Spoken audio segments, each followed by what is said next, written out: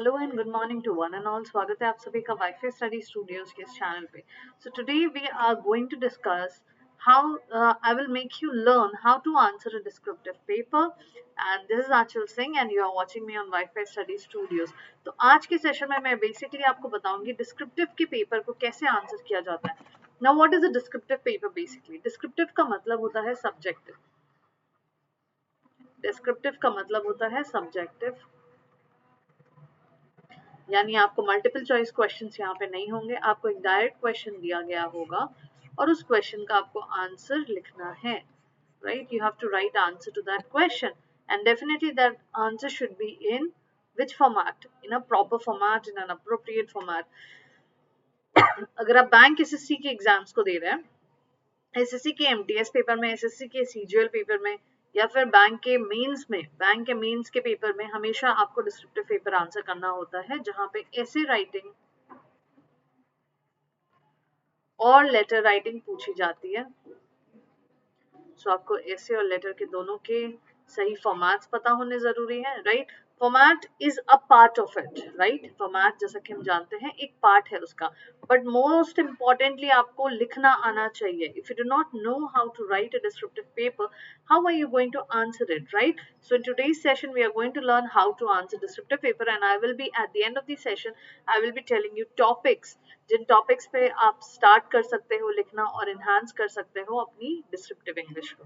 Okay, तो सबसे पहले आपको क्या करना है, जाके अनअकैडमी पे मुझे फॉलो करना है। कैसे फॉलो करेंगे? सर्च बटन पे क्लिक करेंगे और टाइप करेंगे ANCHALSINGH। जैसे ही आप सर्च बटन पे क्लिक करोगे, राइट, जैसे ही आप सर्च बटन पे क्लिक करोगे, आप इंस्टेंटली आपको मेरा प्रोफाइल दिख जाएगा और वहां पे आपको फॉलो बटन हिट करना है, राइट? 2 नवंबर से, जैसा कि मैंने बता दिया है आपको, 2 नवंबर ऑनवर्ड्स मेरी एक बैच स्टार्ट हो चुकी है। आपको इस बैच का पार्ट बनना है और एएन लाइव कोड का इस्तेमाल करके मेरी बैच के क्लासेस को अवेल करना है। अब इस कोड को अप्लाई कैसे करेंगे? सबसे पहले चॉइस ऑफ एग्जाम सिलेक्ट करेंगे, राइट? अनअकैडमी पे चॉइस ऑफ एग्जाम सिलेक्ट करने के बाद आप अपने प्लान सिलेक्ट कर सकते हो, 1 month, 3 month, 6 month, 12 month.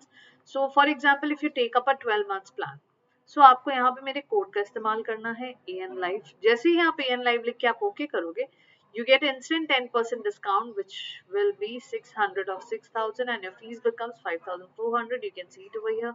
Along with this, अगर आप मेरी फ्री क्लासेस कर रहे हो, अगर आप मेरी फ्री क्लासेस कर रहे हो, आपने बहुत सारे कॉइन्स अवेल कर रखे होंगे, राइट?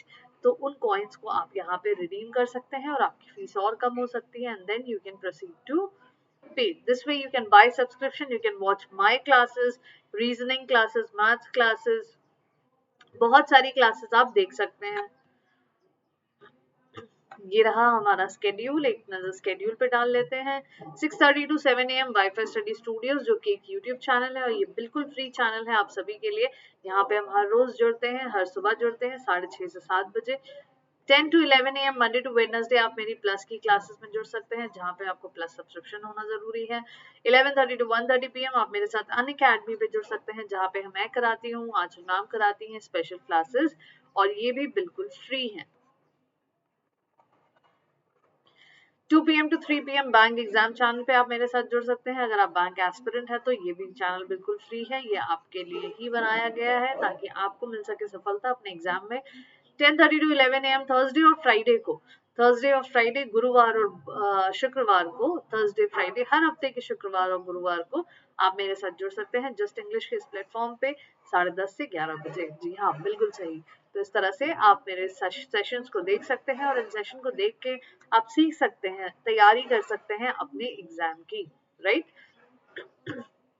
चलिए शुरू करते हैं और देखते हैं डिस्क्रिप्टिव इंग्लिश में हमें क्या पढ़ने की जरूरत है, क्या पढ़ने की नहीं जरूरत है, क्या टॉपिक्स हैं, क्या टॉपिक्स नहीं है, उन टॉपिक्स पे कैसे कमांड्स बिल्डअप करना है, कैसे उन टॉपिक्स को प्रिपेयर करना है और किन को प्रिपेयर करना चाहिए किस टॉपिक पे, ये भी मैं आपको सेशन के एंड में बिल्कुल बताऊंगी। तो सबसे पहले, एन ऐसे ब्रॉडली कंसिस्ट ऑफ 3 पार्ट्स। तो सबसे पहले बात करते हैं ऐसे की, क्योंकि लेटर ज्यादातर लोगों को पता होता है हाउ टू राइट, राइट? दिक्कत कहाँ आती है? जब हम ऐसे राइटिंग शुरू करते हैं। तो ऐसे ब्रॉडली कंसिस्ट ऑफ 3 पार्ट्स। ऐसे 3 पार्ट्स क्या होने चाहिए? वो 3 पार्ट्स क्या क्या होंगे?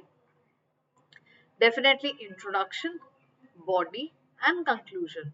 And you must frame your essay keeping these 3 parts in mind. आपके दिमाग में ये 3 पार्ट्स हमेशा होने चाहिए कि आपको टॉपिक को सबसे पहले इंट्रोड्यूस करना है इंट्रोडक्टरी पैराग्राफ में। उसके बाद आप जो भी facts, factuals, pros and cons जो भी आप जानते हो वो आप कहाँ पे डिस्कस करोगे। You will be discussing about those things in the body part of the essay. And lastly, conclusion mein you're going to conclude that what have you learned about this, what are your viewpoints on this topic. So you have to conclude it, right? That way you can score easily and you will be able to convey your idea effectively. तो आपका construction जो है, the construction of the essay should be like this: introduction, body and conclusion. Whenever you start thinking of writing anything, you should have these 3 distinctions in your mind, that first I have to write introduction, then I have to write body, and then I have to write the conclusion, that what is my viewpoint on this. Okay, now what will I write in introduction? I've given you a very brief synopsis of it. I'll just read it out for you. Introduction is one of the most important part of your essay that can either leave a good or bad impression on the reader. तो introduction सबसे important part होता है, क्यों? क्योंकि उसे पढ़ते साथ आपके reader को ये पता चल जाएगा whether आपने आगे क्या लिखा है, कितनी बेहतर तरीके से लिखा है और क्या आपका idea है behind the topic. If you get a grip on it, then rest won't matter much. अगर आपका grip introduction पे अच्छा है तो बाकी चीज ज्यादा matter नहीं करेंगी. Suppose if Beti Bachao Beti Padhao is given as topic, then to introduce the essay you need to be aware of the motive. आपको motive पता होना चाहिए बेटी बचाओ बेटी पढ़ाओ अभियान का, right? And the essence behind the scheme. scheme का essence क्या है, राइट इसके बारे में आपको डिटेल्ड में पता होना चाहिए, and then only you can write any introduction on this topic. But अगर आप पढ़ेंगे नहीं, रीड करेंगे नहीं और इंट्रोडक्शन समझेंगे नहीं तो किस तरह से लिखेंगे? You won't be able to write. Okay, active voice wherein the subjects direct actions rather than let the actions happen to them. Active voice में हमेशा लिखिए, ठीक है? Active voice wherein the subjects direct actions rather than the let the actions happen to them. तो actions के through हमें subject को introduce नहीं करना है, हमें सब्जेक्ट को इंट्रोड्यूस करके एक्शन देना है, एक्शंस बताने हैं. तो आप सबसे पहले एक्टिव वॉइस में लिखने की हैबिट डालिए. Happened to them, for example, he scored a 90% instead of he was given a 90%. So passive voice का इस्तेमाल कम करेंगे और active voice का इस्तेमाल ज्यादा करेंगे. He scored a 99% जब हम कहते हैं इसका मतलब ये होता है कि ये सब्जेक्ट, वर्ब और प्रेडिकेट जा रहा है, मतलब ये एक्टिव वॉइस का अरेंजमेंट है. बट जब हम बोल देते हैं ही वॉज गिवन अ 99% यानी उसे दे दिया गया था, तो यहाँ पे हम सब्जेक्ट को क्या करते हैं, सब्जेक्ट को डिमोलिश कर देते हैं और ज्यादा उभर के क्या आता है, वर्ब का पार्ट 3 अगर लगा देते हैं तो ये पैसिव वॉइस के फॉर्मेट में आ जाता है, which should not be the case. Is a much more powerful and attention grabbing way to write. तो ये ज्यादा अटेंशन ग्रैबिंग वे होता है लिखने का. Same time unless it is a personal narrative, जब तक पर्सनल नैरेटिव आपका ना दिया जाए, अवॉइड पर्सनल प्रोनाउंस. मांगा जाए, अगर आपका पर्सनल नैरेटिव नहीं मांगा जा रहा है तो प्रोनाउंस को अवॉइड करने की कोशिश कीजिए, जैसे आई, मी, माई, ये सब चीजों को अवॉइड कीजिए. इन पे आप अपना ऐसे बेस मत कीजिए, आप अपने पर्सपेक्टिव को यहाँ बीच में मत लाइए. Try instead of more general and you will have your reader hooked. ठीक है, ज्यादा generalize concepts, generalize facts, generalize points लिखिए ताकि आपके रीडर का अटेंशन क्या हो सके, ग्रैब हो सके through your essay, and then only your reader will also be happy to read. And even if it is your examiner, they will only be happy to read if you have written it this way. Okay, now body में क्या लिखना है हमें, let's read that. What to write in body part. Once the introduction part is over, introduction part over हो जाने के बाद you have to include bits and pieces of the topic. यानी आपको बहुत, अगर हम बेटी बचाओ बेटी पढ़ाओ स्कीम के बारे में बात कर रहे हैं तो उनके बिट्स एंड पीसेस यानी उनके बारे में जो भी एक्स्ट्रा इन्फॉर्मेशन है, उनके स्कीम में क्या लागू किया जाता है, नहीं किया जाता है, हर वो चीज आपके टॉपिक का एक पार्ट होना चाहिए. It can include anything, and while writing the body you have to be careful about the facts and figures. I already told you, you have to base your answers on facts and figures, right? कितने facts हैं, कहाँ पे internships होती है इनकी, कहाँ पे पैसे दिए जाते हैं, किन्हें पढ़ाया जाता है, कौन पढ़ सकते हैं, नहीं पढ़ सकते हैं, ये सारी चीजें आपकी कहाँ होनी चाहिए, बॉडी पार्ट में.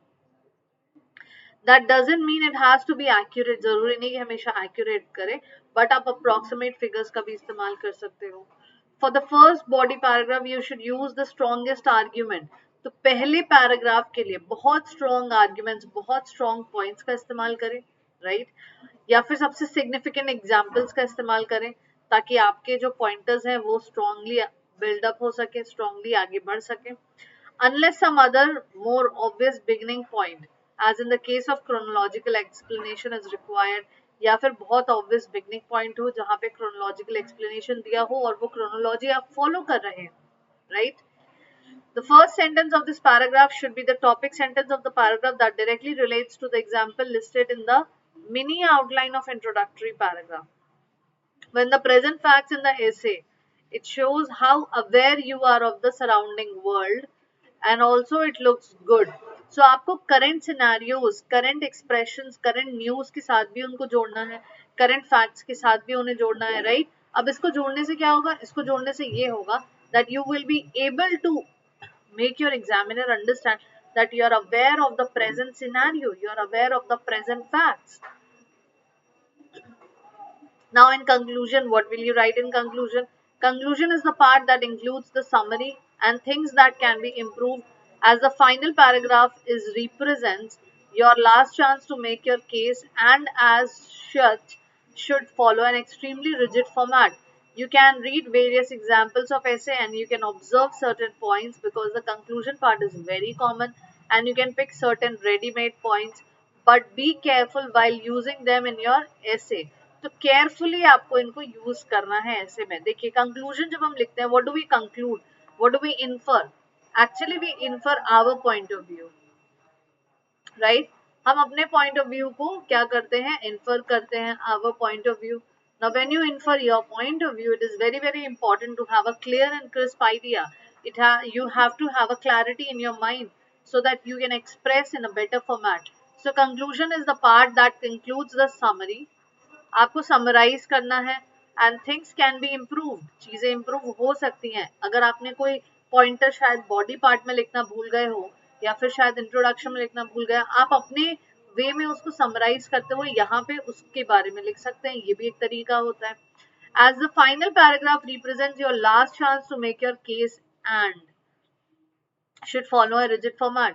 डेफिनेटली ये रिजिड फॉर्मेट फॉलो होना चाहिए। और अगर आप कोई चीज भूल गए हैं बताना या किसी चीज को नोटिफाई करवाना भूल गए हैं, लिखना भूल गए हैं, आप डेफिनेटली जैसा कि मैंने अभी कहा यहाँ पे आप अपने तरीके से अपने एक्सप्रेशन में आप यहाँ पे लिख सकते हैं। You can read various examples of essays, essays के बहुत सारे एग्जाम्पल्स पढ़िए, ऑब्जर्व कीजिए पॉइंट्स को और बेस्ट कंक्लूजन दीजिए। Because the conclusion part is very common, conclusion बहुत कॉमन होने वाला है। आपको सर्टेन रेडीमेड पॉइंट्स पिकअप करने हैं, but be careful while using them in your ऐसे। लेकिन ऐसे में यूज करने के पहले थोड़ा केयरफुली आपको यूज करना है, बट इसका मतलब ये नहीं कि आप रीड ना करो, आप यूज ना करो। रीड करिए, यूज करिए और डेफिनेटली उसको यूटिलाइज करिए। इनके एप्लीकेशंस जब तक नहीं होंगे आप कभी नहीं समझ पाएंगे that how you have to answer these kind of questions, subjective questions. Okay, so this was all about how to write a body, introduction and your conclusion. Okay, channel को लाइक शेयर सब्सक्राइब करना ना भूलें, साथ ही session को भी ढेर सारा like करें और आप मुझे फॉलो कर सकते हैं अनअकैडमी पे by typing my name ANCHALSINGH for free classes. कुछ टिप्स अब आपके लिए। Make points in your mind and elaborated while typing. Pointers आप अपने दिमाग में सोच लीजिए और लिखते वक्त उनको एलैबोरेट कर करके लिखिए, ठीक है? किसी भी टॉपिक के बारे में जब आप पढ़ते हैं उनके पॉइंटर्स आप दिमाग में नोट करते जाइए। Essay should be connected from top to bottom and the reader shouldn't feel that you have left some point unexplained. तो जब भी आप कोई ऐसे लिख रहे हो, there has to be a connectivity, right? There has to be a connectivity from top to bottom, ताकि रीडर जब उसे पढ़ रहा हो तो उसे बहुत अटेंटिव लगे और ऐसा लगे कि there is a connection. There are certain more things which you are going to come in the further part of the essay. उसे ऐसा नहीं लगना चाहिए कि कहीं पे कुछ आपने मिस आउट कर दिया जिसकी वजह से कुछ पार्ट ऐसे के अनएक्सप्लेन्ड है। अवॉइड स्पेलिंग और grammatical mistake. Definitely grammatical mistake नहीं होना चाहिए, स्पेलिंग मिस्टेक्स भी नहीं होना चाहिए, इससे बैड इंप्रेशन रह जाता है रीडर्स पे। आप जब पैराग्राफ स्टार्ट करते हैं with a topic sentence that clearly links the paragraph to the rest of the essay, so start each paragraph, हर पैराग्राफ को टॉपिक सेंटेंस से रिलेट करते हुए ही शुरू कीजिए ताकि हर पैराग्राफ बाकी ऐसे के साथ क्या हो सके, रिलेट कर सके, रिलेटेड हो सके, ठीक है। Provide supporting evidence for each point that you make, अगर आप पॉइंटर्स बना रहे हैं तो हर पॉइंटर्स को इलेबोरेट करते वक्त उनके साथ कुछ ना कुछ इंस्टांसेस, कुछ ना कुछ एग्जांपल्स या फैक्ट्स जरूर अटैच कीजिए। इससे आपके ऐसे को और ज्यादा स्ट्रेंथ मिलेगी, इससे आपका ऐसे और इम्प्रेसिव लगेगा और बेटर लगेगा, ज्यादा से ज्यादा इंफॉर्मेटिव लगेगा, और जब आपका रीडर या एग्जामिनर इसे पढ़ रहा होगा तो उसे भी वो इंफॉर्मेशन क्या होगी, ग्रैब होगी, so he will be very happy to read an essay like this. Okay, try to finish with an interesting or thought provoking but relevant comments. ठीक है, फिनिश करते वक्त बहुत इंटरेस्टिंगली फिनिश कीजिए, कंक्लूड कीजिए, लेकिन थॉट प्रोवोकिंग भी कर सकते हैं, बट थॉट प्रोवोकिंग करने का मतलब ये नहीं कि आप सामने वाले को ऑफेंड कर दें, राइट, विदाउट एनी ऑफेंस आप आराम से थॉट प्रोवोकिंग एस्पेक्ट में अपने ऐसे को एंड कर सकते हैं, लेकिन रेलेवेंट कमेंट्स होने चाहिए, ठीक है, रेलेवेंट कमेंट्स यानी कमेंट्स आपके रेलेवेंट होने चाहिए, और आप जो भी वहां पे लिख रहे हो it should have some connectivity, it should have some linkages, it looks good and it shows that you are in open discussion with a positive thing. So positivity बहुत होनी चाहिए आपके ऐसे में, ठीक है, ताकि रीडर को या एग्जामिनर को रीड करते वक्त ये जरूर समझ में आए कि how positive you are sounding, right, how better you can express your words. क्योंकि देखिए आप ये एग्जाम क्यों दे रहे हैं, आप ये एग्जाम दे रहे हैं इस एक जॉब के लिए, वैकेंसी को एक्वायर करने के लिए, तो थोड़ी मेहनत तो करनी पड़ेगी ना। इसका यहाँ वहां पे क्या काम है, इसका काम ये है कि अगर आपके एक्सप्रेशंस, अगर आपके थॉट्स यहाँ पे express, what is writing, writing is a reflection of your mind, right, so if your mind is being reflected so positively, definitely the sector, the organization will want you to be a part of it, right. We need such people in places of work where there's so much of pressure. We need people who are quiet, calm, patient, and who can speak well, who can turn negative into positives, right. So that is why they are checking you on this way also, by taking your essay writing and subjective writing descriptive paper. So please do not lose the track, please be on track and try to prepare the way I'm telling you. Quotations आप लिख सकते हैं जो particularly useful हो, right, ऐसा नहीं कि आपने लिख दिया where there is a will there is a way, लेकिन यहाँ पे आप सेंटेंस के साथ या पैराग्राफ में कुछ भी ऐसा मैच ही नहीं कर रहे जहाँ पे लिखने की जरूरत है, only because you know it you are quoting it, no, do not do that. Quote, write the quotations only when you think it is particularly useful to use it here and it can relate to it. If possible, try to make multiple paragraph based on particular topic. एक particular topic पे multiple paragraphs भी आप लिख सकते हैं, अलग अलग चीजें वहां पे डिस्कस कर सकते हैं, डिस्क्राइब कर सकते हैं. अच्छा, वाइल राइटिंग ऐसा नहीं कि सोच रहे हैं और लिख रहे हैं, सोच रहे हैं लिख रहे हैं, पहली दूसरी तीसरी चौथी बार जब लिखते वक्त आप थोड़ा टाइम ले सकते हैं, एक्सटेंशन आपको छूट एक्सटेंशन की कुछ समय के लिए, बट आपको टाइम मैनेजमेंट भी करना है क्योंकि आपको बहुत लिमिटेड टाइम दिया जाता है और उसी लिमिटेड टाइम में आपको ये सब कुछ लिखना है, ये सब कुछ सोचना है और लिखना है. So you have to manage your time also. Last but not the least, develop the reading habit for better vocabulary. अगर आप reading habit develop करते हैं तो आपको subjective paper में भी अच्छा होगा क्योंकि आपको भी समझ में आएगा कैसे body का लिखनी है, कैसे conclusion लिखना है, कैसे introduction लिखना है, and you will be able to use better vocabularies, right? Okay, so I have some topics for beginners. I would request you people to start writing on these topics. The topic says describe your favorite place. Start writing. क्योंकि आपको descriptive practice करना है, अगर आप beginner हैं, अगर आपने कभी प्रैक्टिस नहीं की है, so I would request you to start practice on the basic से स्टार्ट कीजिए. लिखना एनहांस तभी होगा आपका. तो आप इन टॉपिक्स पे लिख सकते हैं. Describe your favourite place, describe your ideal bedroom, आपका रूम कैसा होना चाहिए, आप क्या सोचते हो उस बारे में, उसको पेन और पेपर पे उसको रिफ्लेक्ट करो, अपनी कॉपी में पेन और पेपर में रिफ्लेक्ट करो. Describe the house in which you grew up, उस हाउस के बारे में बताइए जहाँ पे आप बड़े हुए हैं. Describe one of your friends, अपने एक फ्रेंड को डिस्क्राइब कीजिए. Describe yourself to someone who has never met you, अगर कोई आपसे कभी नहीं मिला तो आप अपने आप को उसको कैसे इंट्रोड्यूस करेंगे, अपने बारे में उसको कैसे बताएंगे. So this way you have to write an essay. Describe your favourite person, जिसे आप बहुत पसंद करते हो. Describe an object that has been in your family for a long time, काफी समय से आपके फैमिली में एक ऑब्जेक्ट है और उस ऑब्जेक्ट के बारे में आपको डिस्क्राइब करना है, right? It can be anything, it can be a show piece also, it can be anything जिससे आप सभी को लगाव हो, जो आपके लिए बहुत प्रेशियस हो और वो काफी समय से आपकी फैमिली का एक हिस्सा हो. Choose a piece of food to eat, then write a description of it, includes the way it looks, smells and tastes. आपको कुछ खाना बहुत पसंद है, आप वो चीज खाने गए हैं और उस चीज को खाते वक्त आप उसकी स्मेल, उसके लुक, उसके टेस्ट पे आपको डिस्क्रिप्शन देना है. Describe a smartphone to a time traveler from 1900s. 1900 से अब तक में जो लोग भी ट्रैवल किए हैं या जो लोग भी इस जर्नी को लेके आए हैं, उनके माध्यम से, उनके नजर से स्मार्टफोन को डिस्क्राइब करना है. Describe a time when you meet someone famous. किसी बहुत फेमस व्यक्ति से आप मिले हो, उसके बारे में. One of your happiest memories. सबसे खुशी भरा दिन, happiest memories, saddest memories. Describe a time that you felt scared. ऐसा कोई समय बताइए जब आपको डर लगा हो, जब आप डर से सहम गए हो और उस बारे में आपको डिस्कस करना हो. Describe of time that you felt excited. ऐसा कोई समय जब आप बहुत एक्साइटेड फील किए हो, उसके बारे में पूरी डिस्क्रिप्शन आपको देनी है. Describe a time that something totally unexpected happened. कुछ एकदम अनएक्सपेक्टेड सा हुआ. ठीक है, तो ये 15 टॉपिक्स है फॉर बिगनर्स. आप इनको लिखना स्टार्ट कीजिए. जब आपको लगे कि आप ये लिखना शुरू कर रहे हो और आप ये काफी अच्छे बेहतर तरीके से लिख लिए हो, then we will move on to the next level. अब इनको कैसे लिखे, पहले इनके बारे में पढ़ेंगे, बहुत सारी जगह से पढ़ेंगे, बहुत सारे सोर्सेस के थ्रू पढ़ेंगे और पढ़ने के बाद हम इनके बारे में लिखेंगे, right? Demonetization and its effect on Indian economy. काफी पुराना टॉपिक है but very relevant to enhance your descriptive English.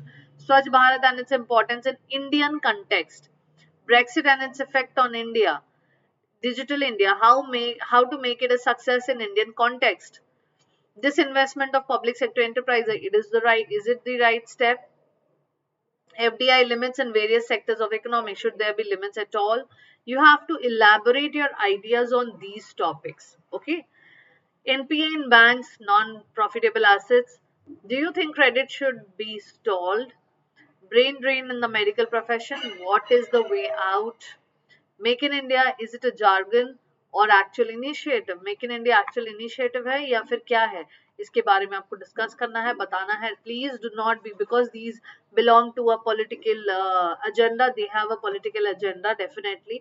Do not be politically, try to be politically right or wrong. Do not express your political views towards anybody. Okay, these things are completely asked not to add, just completely ignore them. Okay, right from the perspective of an Indian citizen who should be thinking about these things. Okay. Namami Gange, what are the likely changes to this?